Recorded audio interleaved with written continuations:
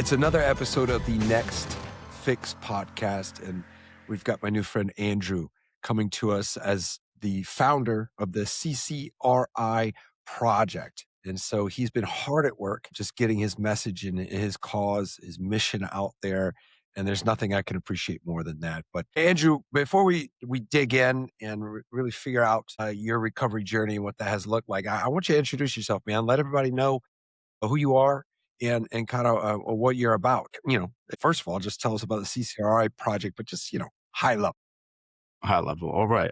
Thanks for having me on, Ryan. It's nice to get acquainted with you. My name is Andrew, and I do have a recovery journey, and I've been through a lot of things, a lot of situations, a lot of experiences that have brought me to this present moment. And I'm somebody who likes to think outside the box, look deep into the nitty gritty of things, right? Really ask questions, right? And don't just blindly follow or passively participate in whatever's going on. So, this type of work, right? The type of things, or this subject matter doesn't typically happen by accident. There's a genesis or a catalyst Yeah. moment, Yeah. and so that's usually, from my experience, is rock bottom, right? So, what did that experience look like for you, brother? Like, when did you start realizing that maybe you had some issues, maybe things weren't so great for you?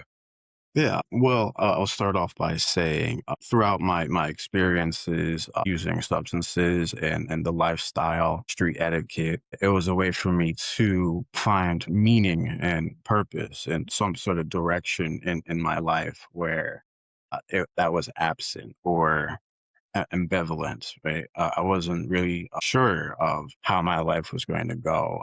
I was a smart kid in school, had decent grades, but I didn't really apply myself as much as I probably should have. But that being said, engaging myself into this sort of lifestyle and this different crowd provided me with that sense of meaning, right, and connection, and which I think everyone alive really is really searching for a purpose and meaning, right?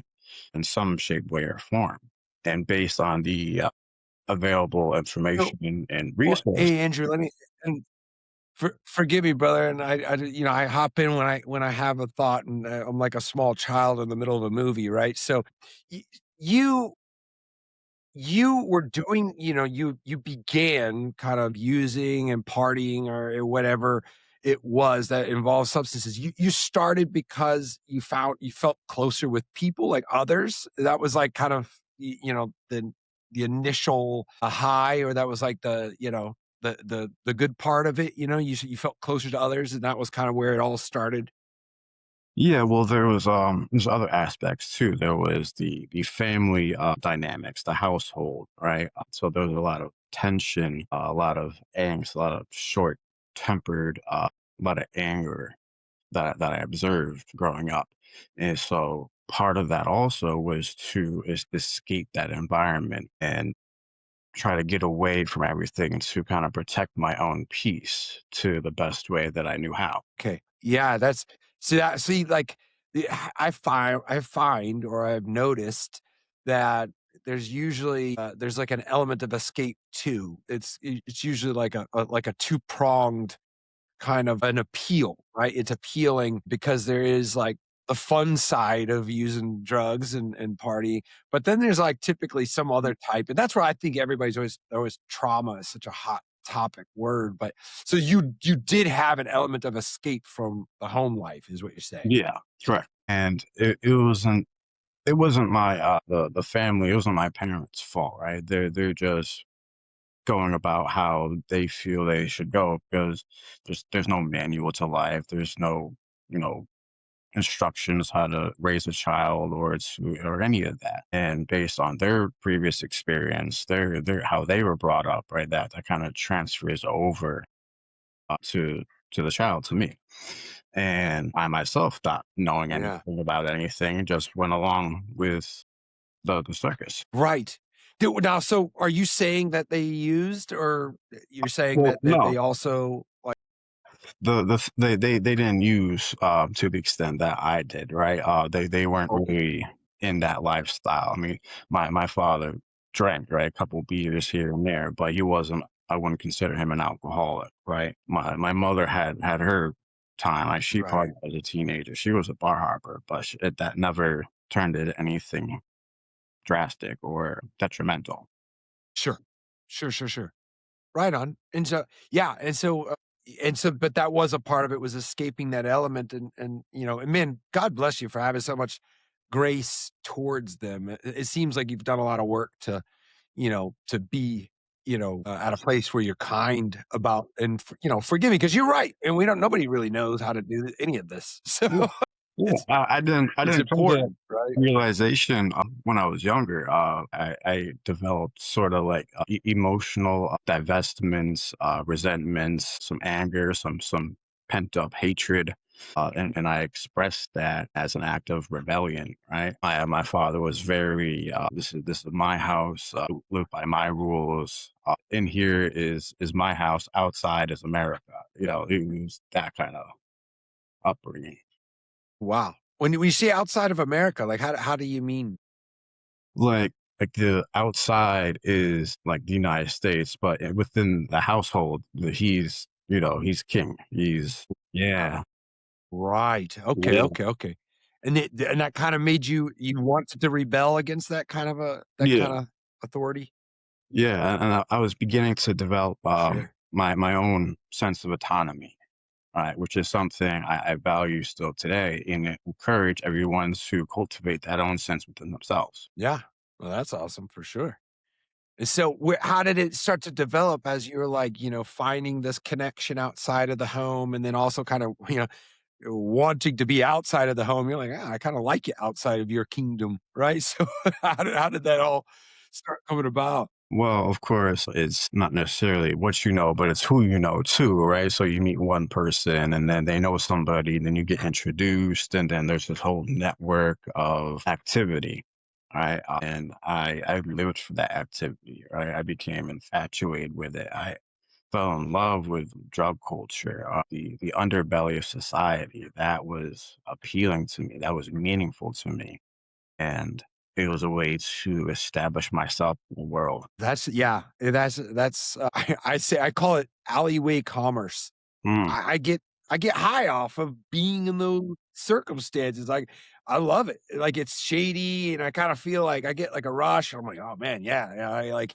And so I wanna know, like, how did that develop for you? Because now you're saying that it's like, "Okay, yeah, I'm kinda into this," and then seems like, you're headed down a path that involves, you being a dead center in the middle of this scene. yeah. So as things progressed, right, as I entrenched myself even further, I dug deeper, right? The roots were spread in that soil, in that seedy soil, if you will. And Right. there was a lot of chaos, a lot of sharpness. It was very tactical, and I loved it. But there was also I started to think like, hey, am I gonna do this for the rest of my life? Right? What's next for me? Right? Do I want to become like this kingpin, drug lord, or do something productive with my life? Right? And as time went on, consequences started to pile up, right? So at first, the consequences were minimal, right? Nothing really to pay much attention to. But then I started missing out on family events, right? I was never home. I was missing appointments. I became unemployable. And then I started Mm. to get arrested, right? I started to begin this record of criminal activity. And then from one point where I was getting arrested to the next, that time span was shrinking, right? So I was becoming more frequent, more often, and I was Right.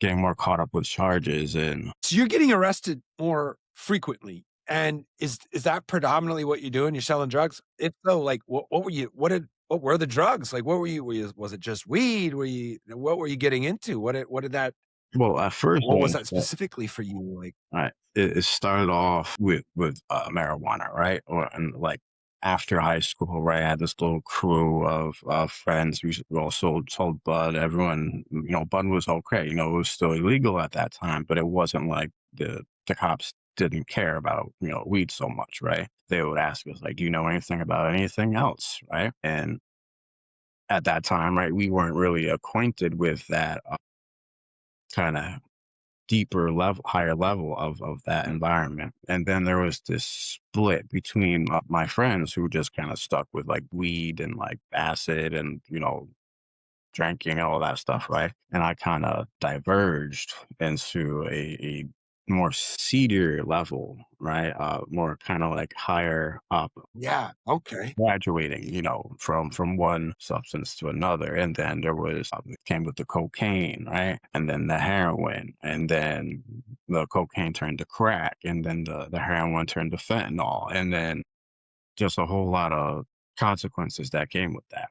Now, were you using all of these? Like, were you doing all of it? Or, I mean, it Oh, seems like you're absolutely. on more of the professional drug side of things. So like, what was your personal like use looking like these days? Were you doing all of it? No, not all of it. So I started to make this balance between keeping up with the habits and still being able to provide the community with a service, with a pharmaceutical service, right? And then uh, Right.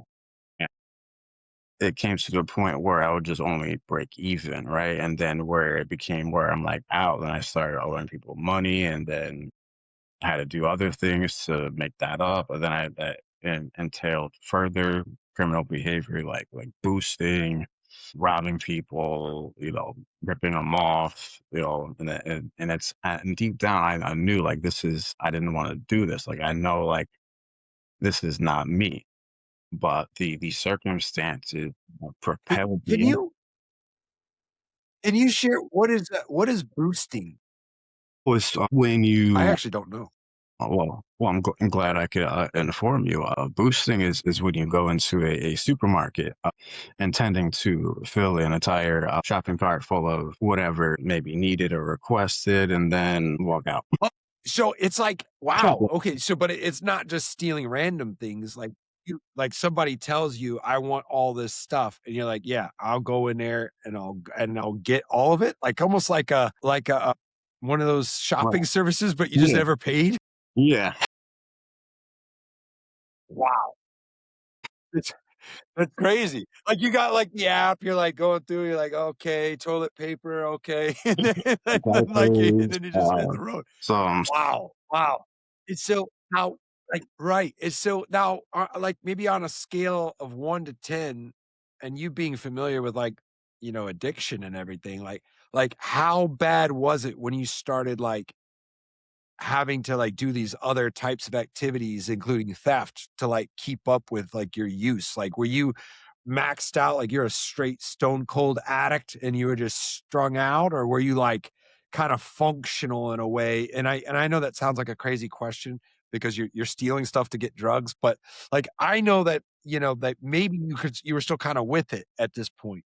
Yeah, at the beginning, right? So at the beginning of that phase, right, it was still functional, right? And for myself, I believed I was functional. I was still clear minded, right? But then the more you get away with it, the more sloppier you become, and you get more comfortable, and then that's when you get caught. The more you come into a store, right, the more they see your face, and they're more like, "I watch out for this guy," and then the dominoes fall. And so when those dominoes started falling, what did that look like for you? It was like, "Dang, you got me. Good game." And there were some times where there was some close calls where I did escape, not with the merchandise, but with me. And there was other times where there was this one time there was this foot chase that I was on, right, and then I see this trooper pulls up across the street, and then I book it, right. I'm like, use like all my energy, all my oomph. I left him in the dust, right. But here's what happened, right? Right. because of Now, that. are you high? Are you high when this happens? Like, are you like, Sometimes yes, I mean, sometimes not. what were you high on too, right? Like, It was you, okay, yeah, yeah. And so when I ran that burst of speed, right, my legs gave out and I just collapsed, and I'm like, all right, you got me. Yeah, man. yeah. Yeah, I asked that question because I tried to catch a crackhead one time. And he blew me away to your point, like, I was like, "That guy is," and he was like a fat guy. I don't truly know if he was on crack, but my gosh, like, that dude left I was like, "That dude's the fastest guy I've ever seen." Yeah, the He blew me superpowers, away. the superpowers are real. Right, right. So this time though, like, your legs gave out, and then they're like, "Alright." And so how many times did you get arrested? Like, how often were you landing in jail? Like, what did that how was it developing? How bad was it getting? It was getting to like the frequency of it, right? So at first, right, they were like giving me like slaps on the wrists, right, and then community service, right, and then it got to the point where I decided I'm not going to boost anymore. I'm still gonna sell drugs. I'm still gonna do this, but I'm not gonna boost it anymore. Somebody else can go ahead and do it. And right, so I learned not to do that anymore because it became too exhausting the upkeep was too much.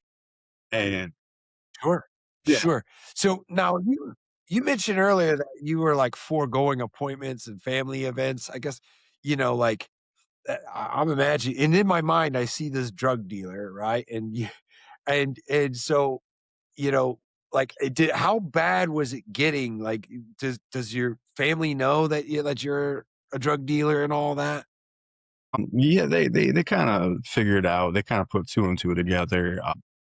Frequent. I was always going in and out of the house, and all the traffic on the road, and it became quite busy, and I had like my phone was going off like all the time, and there was just like no time for me.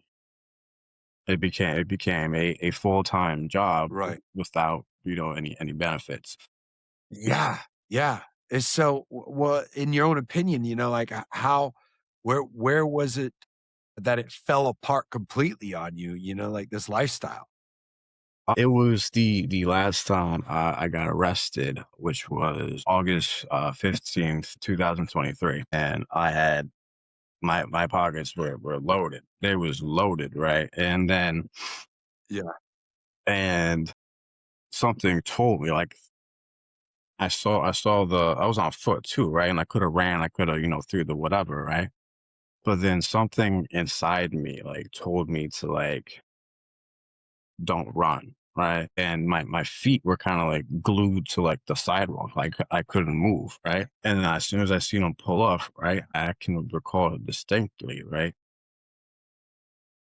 I looked up to the sky and I'm like, because at that point I already knew like things had to change, right? And I'm like, I'm up to like looking at the sky, like, hey, God, if this is your will, this is your way, the only way for me to get out of this lifestyle, so be it. And so I took the charges. I was like at the station, cuffed to the Now bench. when you say when you say loaded, I wanna know, like, how loaded? Like, what are we talking about here? Like, I don't know. What was in those pockets? I mean, it was all right. So it wasn't like a kilo or anything like that, but it was like over 10 grams of cocaine and like 6 bundles of those glassine bags. Okay. Yeah. Yeah. Right, right, right, right. Yeah. So yeah. Gotcha. Okay, and then so you just surrender. You're like, "Hey, look," and you have this moment with God, and, I'm curious, how was that going? Were you struggling and kind of asking, like, God to help you during all of this, or were you how aware were you about, like, your spirituality? Was that a part of it? Right. So at that time too, right, I had created developed this sense of spirituality, right? I got into the occult, right? I was interested in tarot cards, crystals, higher realms like the astral realm, and like the higher dimensional beings, the angels, and all that stuff. So I was really getting into that kind of stuff.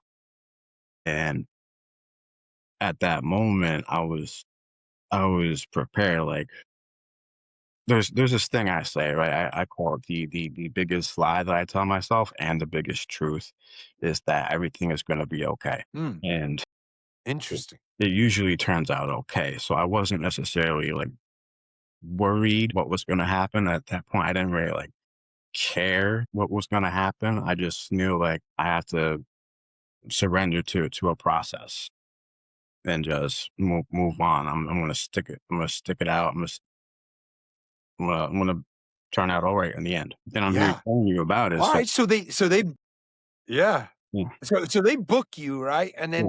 then, how does it now you said that's the last time you got arrested. So, what changed, in your words, like what changed for you like that last time? So I realized that the criminal behavior or the street culture is like it's not it, bro. This ain't it. And if I continue down this path, I'm either going to end up in a cell or dead, which actually almost occurred, more than several few many times. Right, right. Right. And And so you get out of jail. I mean, what did you start doing different? Like how did you get clean?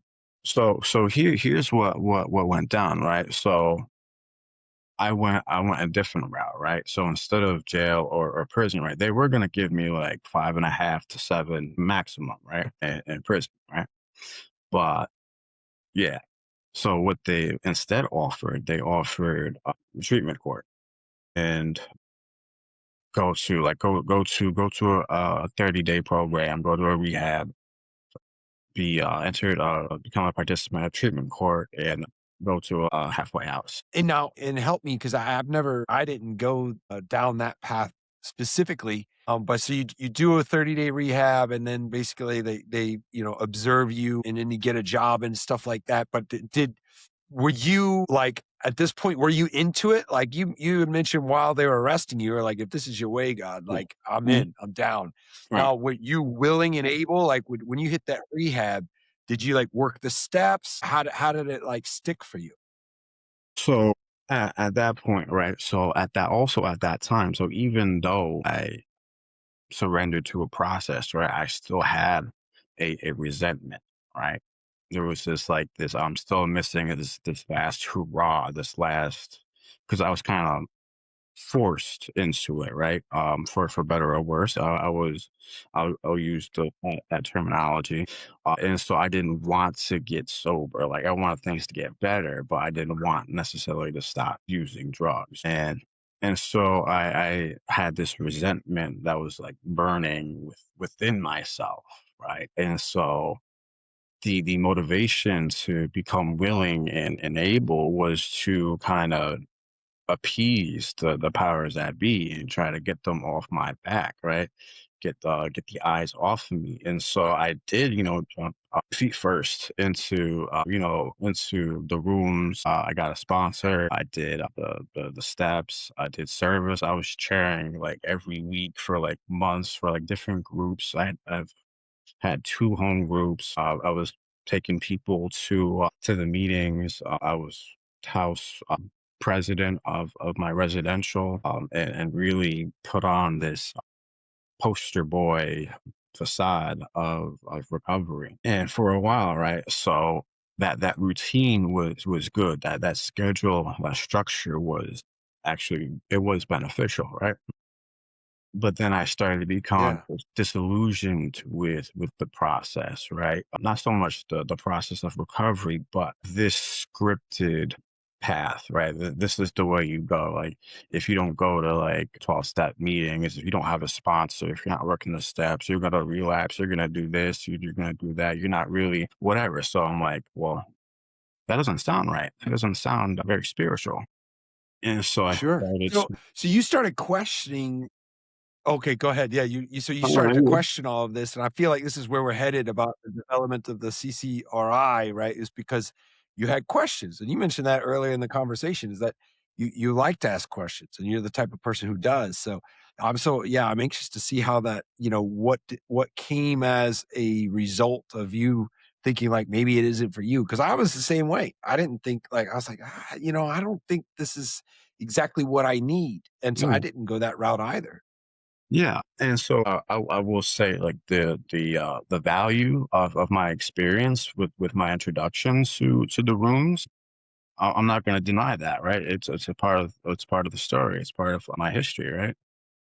And I'm not going to devalue anybody else's experiences. That's not the point here. The point is to like I like to say a lot, recovery is it's dynamic, right? It's not static. And in fact, it can be for me, it's chiral, right? It cannot be superimposed upon anybody else's, right? So my path is my path, your path is your path. So if we have a common area, a common environment in which we can interact, that's great. And there's a saying in the rooms, right? They say, "Take what you need and leave the rest." And I will give credit to that too, because there's a lot of good things that these programs do for people. But for me, and like you, and everyone else like us, I wasn't really like I didn't feel connected to the rooms. I didn't feel like I belonged there. Like even though like we have like similar stories and experiences, it's just we just differ in perspective, and it's okay to have a difference of opinion, right? That's what makes life interesting, and able to have a conversation, right? And so the more I went to these meetings, right, I kept hearing the same thing. They were repeating a lot of the slogans. They're or speaking sloganese, right? And I'm like, is this Sloganese. Yeah, that's yeah, yeah, that's yeah, interesting. That's yeah. And I'm like, right. is this really what true transformation looks like, right? Because I've noticed a lot of people in the rooms who God bless them, by the way, but we're all still human, right? And I started to notice that like programs like AA and NA or whatever ends up becoming another drug for these people because they become addicted to recovery or sobriety, and they treat that as their their end all say all. And for them, that's if that works for them, God bless them, all the power to them. But for me, that I can't operate like that because I've worked the steps. I've had a sponsor. I've did all the service stuff, and I just something doesn't feel like I didn't feel like this was necessary for me to participate in. And the only reason was that I continued to be a part of that was because I developed, social bonds with some of the people, or a lot of the people in the rooms who I'm friends with today still, and that's a beautiful thing. So there wasn't no clear measure to track progress. And that's the same thing too with a lot of rehabs, right? And I also understand that these programs are meant to be maximally accessible to everybody, right? For scalability. Sure. That's one of the strengths, right? To, get you in the door and get the process started. But it felt like we were cattle in the rehabs, right? You get round us up at a certain times. You can smoke at this time. This is lunchtime. You have to go to this group. You have to do that. And I'm like, and I've noticed the thing about behavior, right?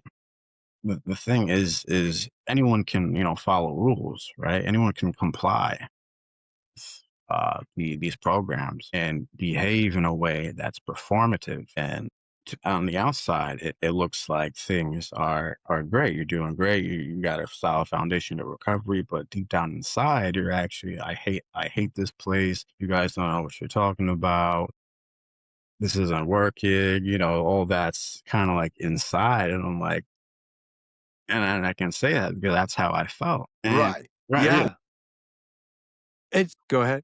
Yeah, and there was this. It seemed very cookie cutter, right? As like a one size fits all approach, and I'm like, that's not it. And that's that recovery is unique to each and everybody, and especially for myself, right? So I figured that I could based off my experiences and like this bureaucratic administrative aura is very, I think, can be detrimental to actually cultivating growth within the individual instead of an outward appearance. And instead of like an ego dissolution, it becomes an ego transplant. You're just transferring your ego into a different role and into a different character. So, yeah, you touch on spirituality a lot. And so I guess how did you find or what came as like, the result of that? I mean, and I was the same way. When I was in the rooms, I didn't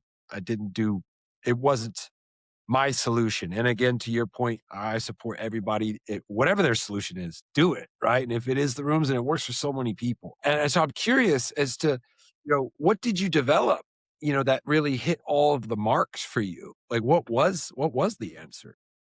Right. So I also want to establish some further context, right? So when I was also not just in the rooms and meetings, but the outpatient groups that I attended to, I felt the material was very stale, very boring, very basic, and there was just like the counselors or facilitators, they would just print out these worksheets that's from some other website, and like, here you go, we're going to talk about this, and then I'm like, that's kind of cheap, right? You're kind of cheapening me out with my recovery, right? You're kind of cheaping everybody else out. And I don't even think, and I felt like I was like the only one who noticed that because I'm looking deeper into things. I'm looking like, how can this be further explained? How can this be compressed? How can this actually foster true, genuine transformation of the not only the individual but the soul? And so it was because Right. of those experiences, I started to get really, really disillusioned with the language of 12 steps of 12-step culture, right? Admitting you're powerless and that your life's become unmanageable. And that powerlessness really kind of like made me question things, right? Because even in the 12 and 12, it says who admits to admit complete defeat, right?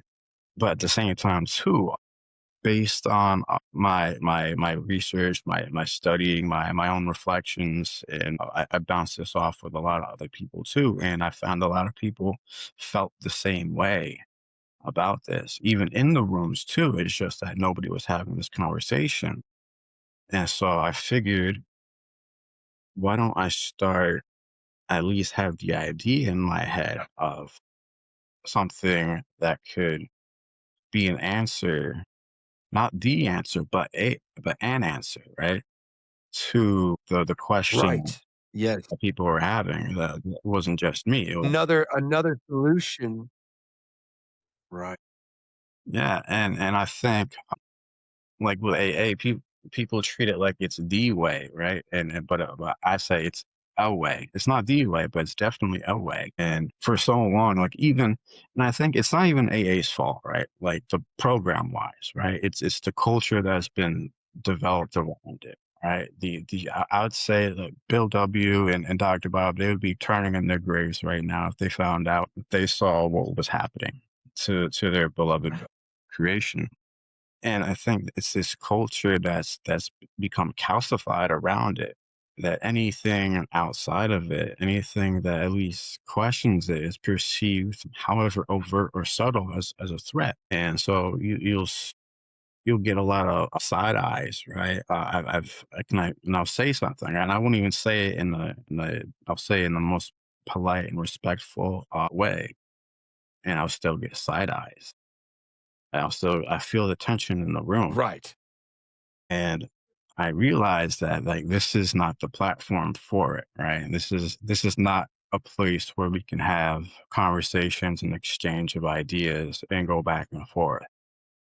That's not the place for it. And I understand that. So and part of the reason why I started to develop something that could offer that. And not only could, has become a way for that people can. And it's come a long way from this from the CCRI project. It's come a long way from just an idea, right? And that idea turned into a couple essays, and then those couple essays turned into a book, and that book turned into a few books, and then those few books turned into an entire ecosystem of every from whatever topic to from here to the moon, right? And all of those, I've found a way to operationalize things and translate them in a way that can be always traced to not only recovery but life in general. Because for recovery to actually, be a thing, right?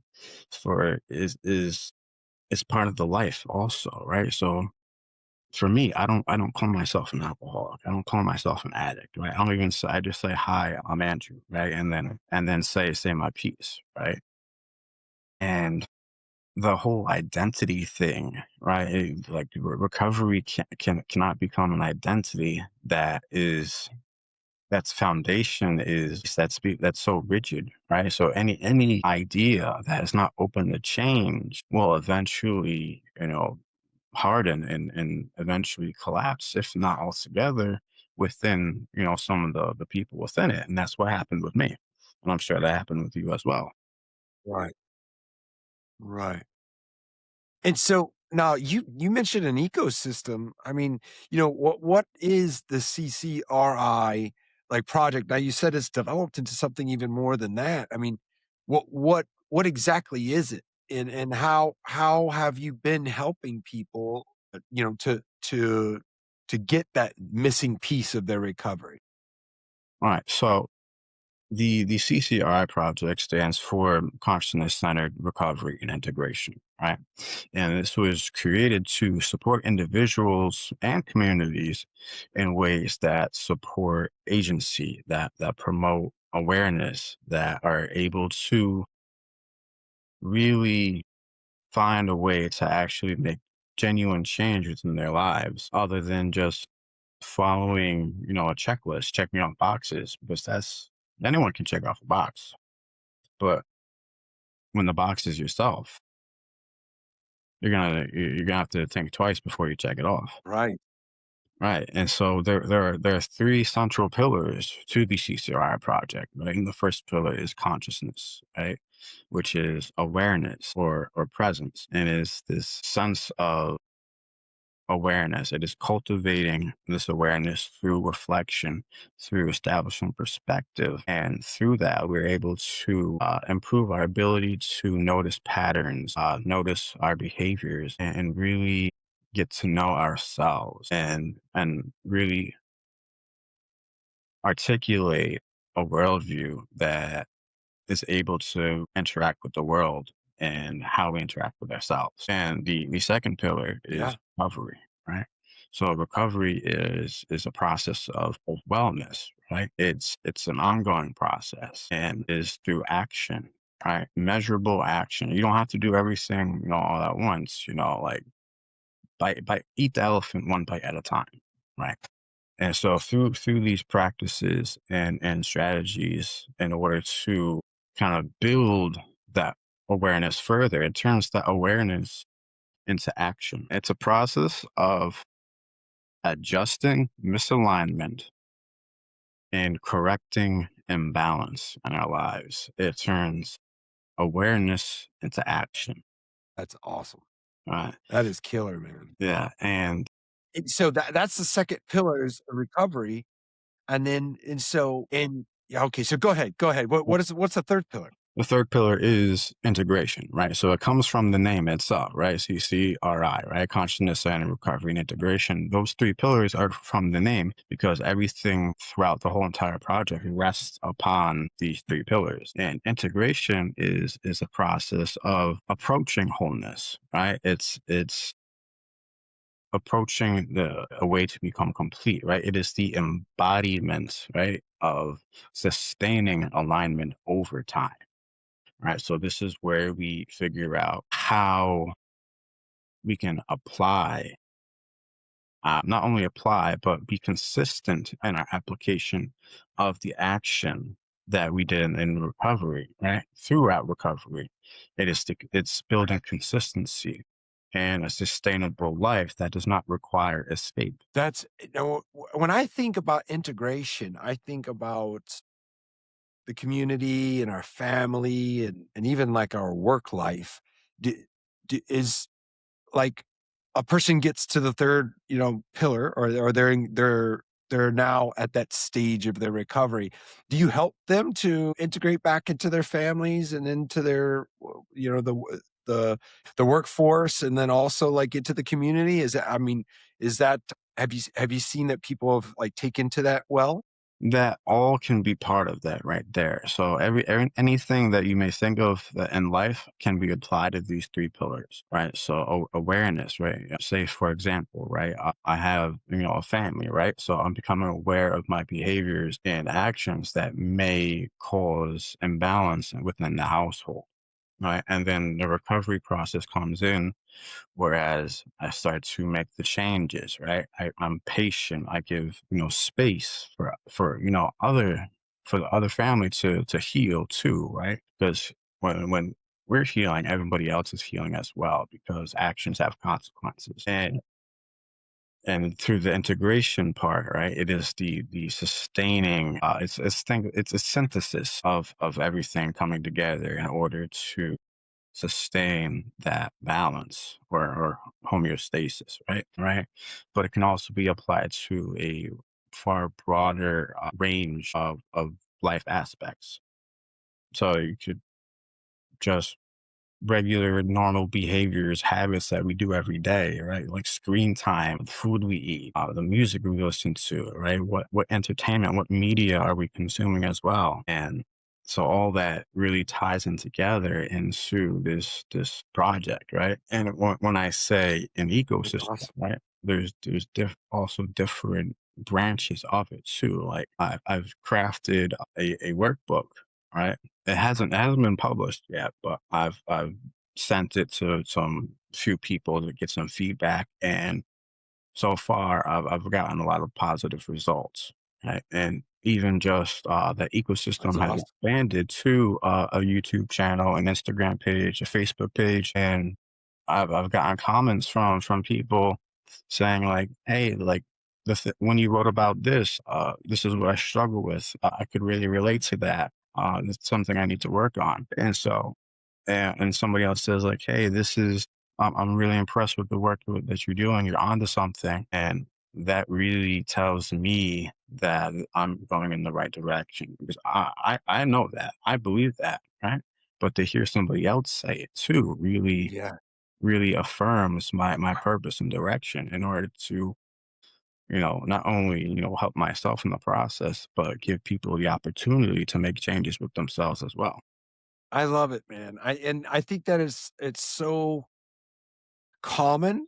I would say most people that start stacking some sobriety days together, there naturally is this desire to like help people that are in the position that we were in. And so I think that that is such a it's I wanna say noble, but maybe that's not the right word. It's because it's almost natural. I think that people that have been in that position of agony and despair and hopelessness, and then you start to get clarity, you start to see the light, you start to come out of it and you're like, "Oh my gosh, I gotta help me, the way that I was." And there's plenty of people out there that were the way that you and I were. And so Yeah. I find it so impressive that you're putting this together in such a very, such an organized way. And yeah, you're nailing it, man, because you're putting it out there and people are telling you, do this, do that, and then listening to that feedback is gonna just fine tune, your efforts and your mission. It's amazing, man. It's amazing. And so, you mentioned that there's Facebook, and I'll put this all in black and white so everybody can just, click and find it. But I wanna know, like, are is this a simultaneous process? Like, you're kind of putting this together in your own life and then, kind of sharing with other people? Like, is it you're developing it all at the same time? 'Cause I love that. Yeah, everything is coming together. It's a synthesis of my lived experience, Yeah, right? And you mentioned people, wanting to help people and that's what really the recovery field is about necessarily, like especially with serpa work. So I actually am a certified recovery peer advocate. Well, I'm working towards it. I have my provisional. So I'm interning. I'm looking for other agencies, and I become a full-on serpa soon enough, and so I'll be able to really apply this and really get some field testing, right? Some feedback from it, more so than what I've already heard, right? So right now, the presence, the online presence that is, right, is very very small, right? So I just only just started this, right? This isn't something that's been necessarily broadcasted over the development phase of it. But here and there, the conversations that I've had with other people who are also in recovery, I've used the material from that and try to engage the conversation and see that its effects on people. It's actually it's coming together. It's a beautiful thing. I love it. Yeah, and you're right. It is a beautiful thing, brother. And so, yeah, man. Just real quickly though, just gotta give a shout out to everybody if they want to learn more about the CCRI project and about your story and your tools that you're developing. Where exactly should they go? Is it a website? Is it Instagram? What's the best place? So I don't have a website yet, but I do have a Facebook page. It's called the Consciousness Centered Recovery and Integration Project. I'm on Instagram. It is the dot CCRI dot project. And I have a YouTube channel, which is the CCRI Project. And so right now numbers are kind of low, but that's all right. That's all right because progress, right? It's the slow burn and really fortify the foundation that allows it to expand and grow and become something greater, which is the vision that I have for this. And Yeah, love yeah, there's a whole you. lot. I noticed you quoted Nietzsche, right? And so Yeah. you have the why, and so therefore, the how will undoubtedly come together. So Right, right. it's an absolute blessing, man. Yeah, yeah. So Another good, quote man. that, Well, I love is by Carl Jung, right? Until you make the unconscious that's conscious, it will direct your life, and you will call it fate. right. Hey, that's it's wise words, man. And then so to your point, man, you're out here you've got boots on the ground doing the right thing, and that's impressive. And that part is noble. Right, that is the right word, and so I'm super excited that you are doing that work. And congratulations on the Serpent work and developing that element of it too. You're firing on all pistons, man, and that's an inspiration. And then it's such a great thing. Well, this has been another episode of The Next Fix. Go see the CCRI project in all of its glory early, right? Before you Early. 10 years from now, it's gonna be the solution, right? And I'm excited for that day, brother. The a All right, solution, I'll not see the you on the next solution. one. But yeah, great. It's been great having me. Thank you.